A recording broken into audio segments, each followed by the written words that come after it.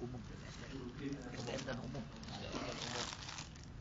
Tapi kebetulan acara kita kali ini buka. Jadi beberapa hari yang lalu angka kita sedangkan PTN sampaikan untuk mengambil putusan pengadilan tinggi. Sebab kami tidak menduga hasilnya ternyata baik. Ya biasanya kita itu hasil ilahat apa kan, katanya pengadilan negeri tidak punya kompetensi untuk mengadili.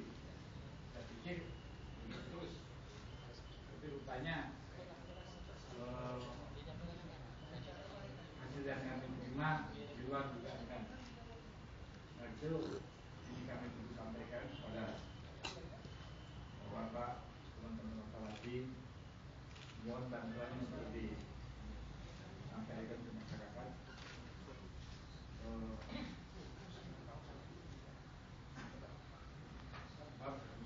Perusahaan sahamnya mayoritas negara punya, kemudian sudah ke publik, pemerintah daerah punya saham sudah 1%, pemerintah Liga 2 Muarem juga punya saham, jumlahnya tidak besar tapi cukup lumayan, hingga hasil putusan pengadilan itu perlu.